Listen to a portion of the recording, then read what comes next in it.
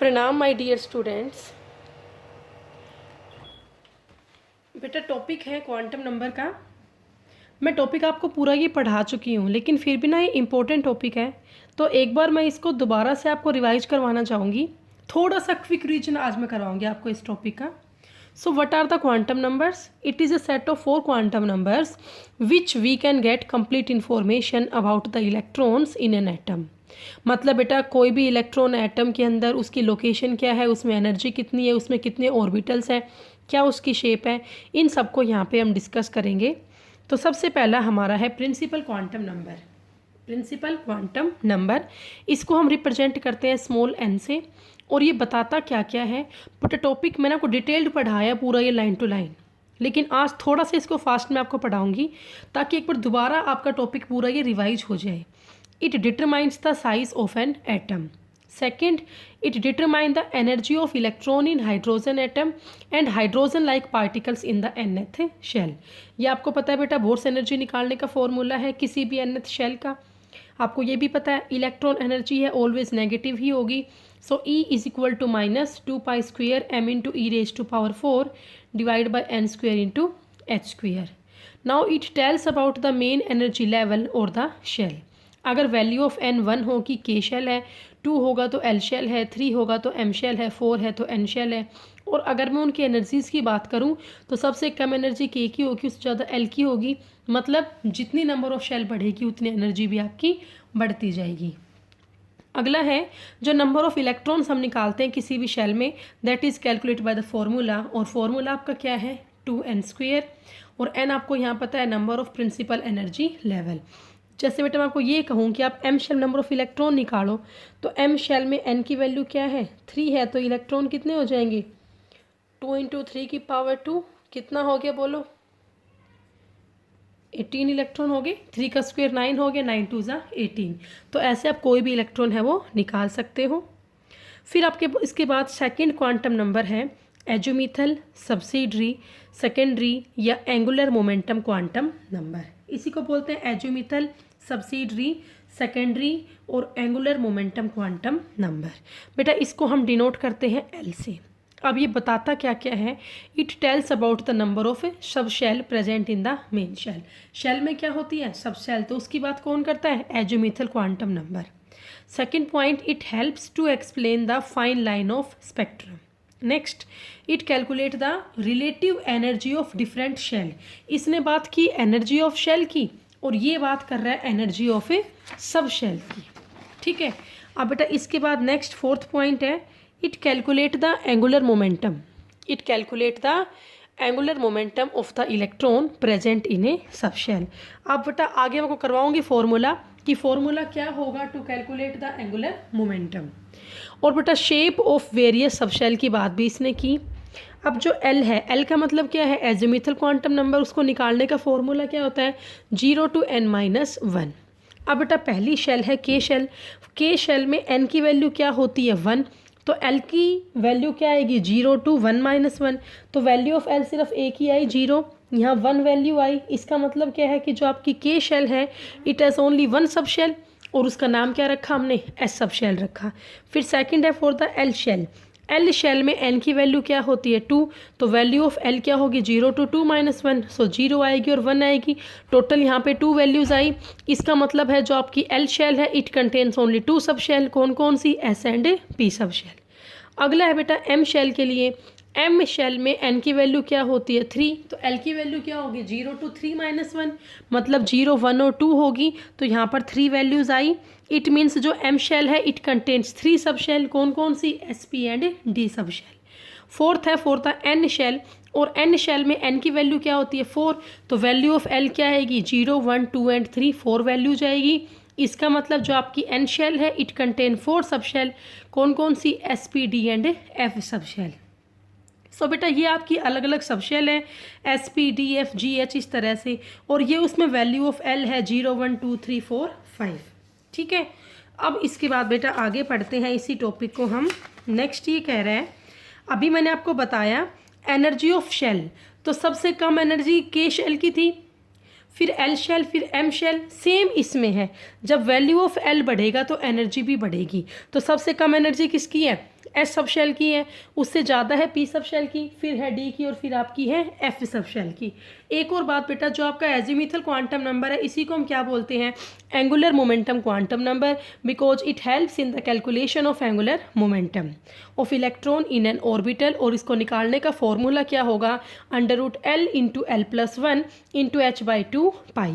H यहाँ पे Planck's constant है, टू भी कॉन्स्टेंट वैल्यू है, पाई भी एक कॉन्स्टेंट वैल्यू है। सिंपल फॉर्मूला हो गया √L into L plus one into H. अब सबसे पहले बेटा बात करते हैं फॉर दी 1s, मतलब कि एस सब शेल की यहाँ बात कर रहे हैं, और एस सब शेल में एल की वैल्यू क्या होती है, 0।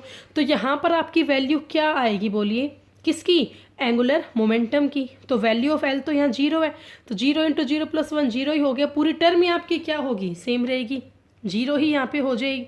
ठीक है, तो वैल्यू रिमेन सेम, वैल्यू बेटा सॉरी यहाँ पर 0 इंटू 0 प्लस 1 है, तो वैल्यू आपकी सेम ही हो जाएगी in all the s sub shell. अब अगर बात करते हैं पी सब शेल की, तो पी सब शेल में एल की वैल्यू क्या होती है, 1 होती है। तो यहाँ पर आपकी वैल्यू क्या निकल के आएगी, √1 इंटू 1 प्लस 1, तो √2 हो जाएगा। इंटू एच की वैल्यू क्या होती है, 6.626 इंटू 10⁻⁻34। ऐसे आपकी डी सब शेल की बात करते हैं, डी सब शेल में वैल्यू ऑफ एल क्या होती है, 2 होती है।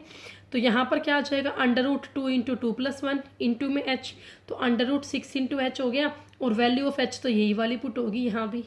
इसके बाद आपका थर्ड क्वांटम नंबर है मैग्नेटिक क्वांटम नंबर, और मैग्नेटिक क्वांटम नंबर को हम रिप्रेजेंट करते हैं स्मॉल m से। ठीक है, तो ये आपका क्या एक्सप्लेन करता है, it explain the splitting of lines in the magnetic field. ये बेटा लिमिटेशन थी बोहर्स मॉडल की, कि बोहर्स मॉडल एक्सप्लेन नहीं कर पाया था splitting of line in magnetic field, उसको इसने करके दिखाया। It explain the splitting of line in the magnetic field, मतलब कि इसने जी मैन इफेक्ट को एक्सप्लेन किया। नेक्स्ट है, it calculate the number of orientations of the electron. अब ये ओरिएंटेशन क्या है बेटा, कि जो इलेक्ट्रॉन के मिलने की प्रोबेबिलिटी है वो कहाँ ज़्यादा है, एक्स एक्सिस पे, वाई एक्सिस पे, जेड एक्सिस पे। तो ये हेल्प करता है to calculate the number of orientations of the electron present in a sub shell. Next ये बताता है, it tells about the number of orbitals present in a sub shell. बेटा पहला क्वांटम नंबर था शेल के लिए, सेकंड था सब शेल के लिए, और अब ये है ऑर्बिटल्स के लिए। ठीक है, शेल में होता है सब शेल में होता है orbitals. So it tell about the number of orbitals present in a sub shell by the formula is m is equals to -L into 0 और प्लस L। ठीक है, अब मान लो पहला हम बात करते हैं एस सब शेल के लिए, तो आप बताइए एस सब शेल में L की वैल्यू क्या होती है, 0 होती है। जब वैल्यू ऑफ L ही 0 होगी तो -0 0 प्लस 0 A की वैल्यू आएगी 0। सो M की A की वैल्यू आई 0, मतलब ओनली 1 वैल्यू। इसका मीनिंग है जो एस सब शेल आपकी होगी, it has only 1 orientation. S sub shell has only 1 orientation, और we can say that 1 orbital.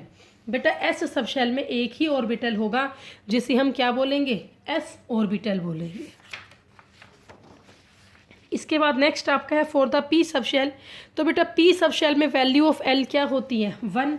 तो m की वैल्यू यहाँ पे क्या हो जाएगी, -L 0 प्लस L, तो -1 0 और प्लस 1, टोटल कितनी वैल्यूज़ आई, 3 वैल्यूज़ आई। इसका मीनिंग क्या होगा, जो पी सब शेल है it have maximum 3 orientation.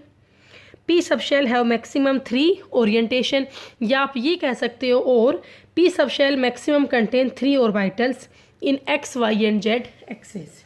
Okay बेटा पी सब शेल में 3 ऑर्बिटल्स होते, जो नाम क्या रखा हमने, px, py और pz रखा। So there are the 3 orbitals of p sub shell, px, py and pz।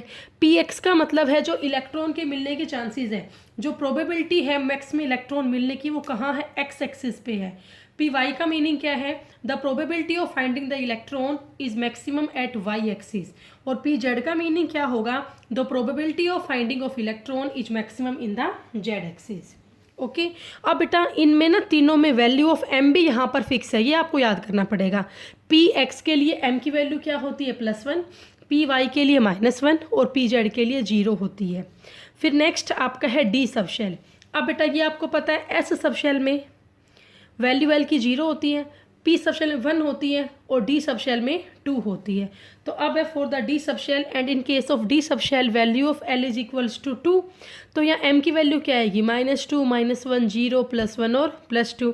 तो टोटल यहाँ कितनी वैल्यूज़ आई, 5 वैल्यूज़ आई। इसका मतलब क्या होगा, it means D subshell have maximum 5 orientation in space या 5 ऑर्बिटल्स।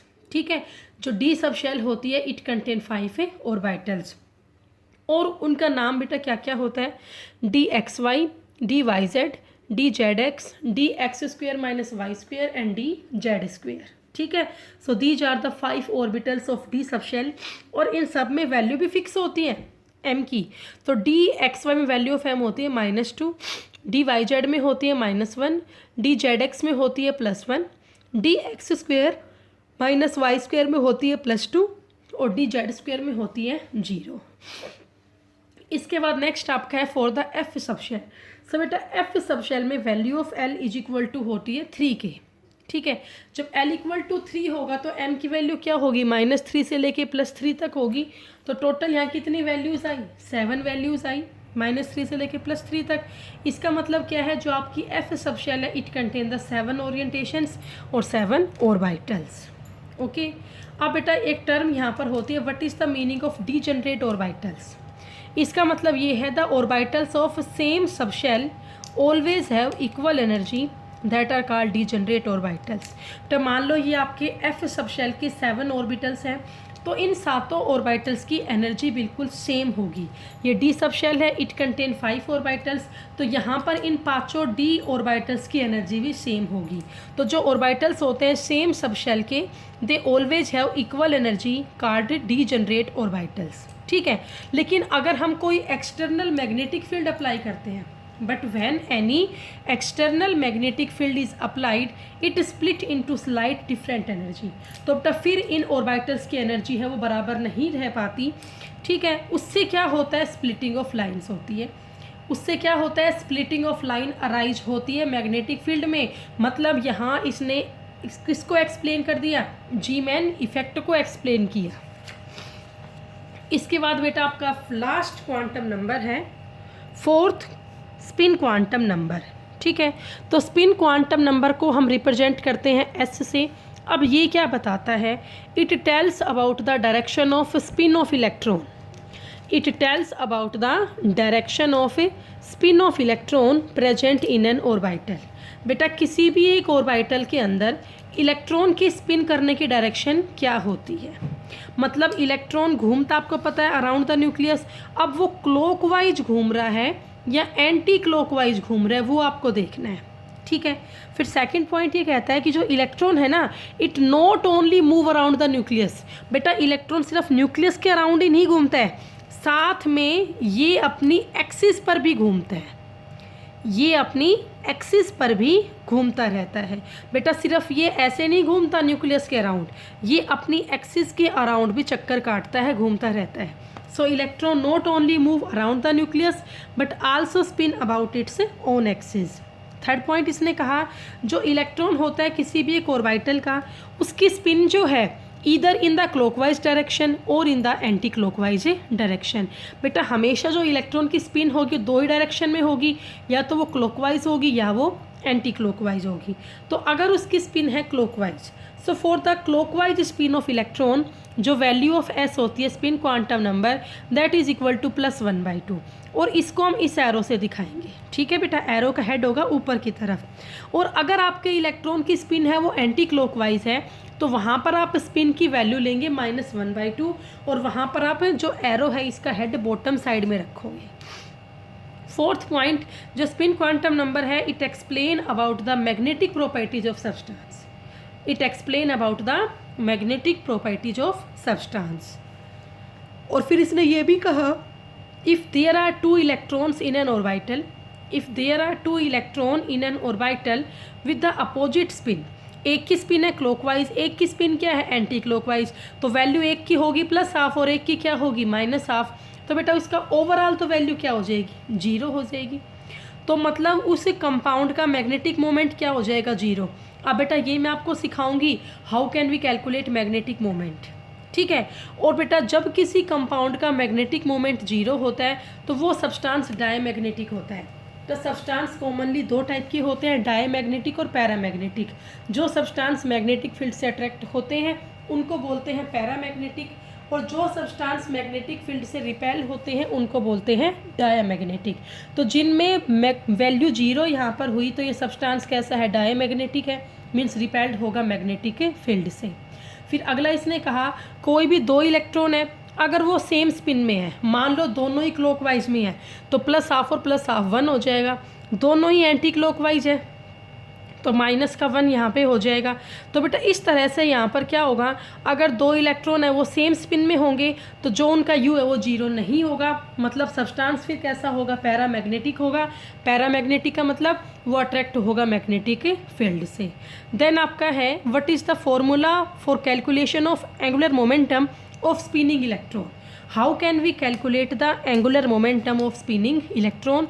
तो बेटा फ़र्क बस इतना है, पहले वाले केस में ये देखो यहाँ पर ये L था, लेकिन अब यहाँ पर ये S है। √S × S+1 × h/2 पाई, h कॉन्स्टेंट है, 2 भी कॉन्स्टेंट, पाई भी कॉन्स्टेंट, तो सेम पहले की तरह बन गया। पहले था √L × L+1 × h, यहाँ पर हो गया √S × S+1 × h। अब टोटल स्पिन हम किसी भी इलेक्ट्रॉन के निकालते हैं इन एन ऑर्बिटल तो वो क्या होगी, ±½ होगी। अगर क्लॉकवाइज स्पिन है तो स्पिन की वैल्यू क्या होगी, +½ होगी, और एंटी क्लॉकवाइज में -½ होगा। तो अब हमें यहाँ पर निकालना है स्पिन मोमेंटम।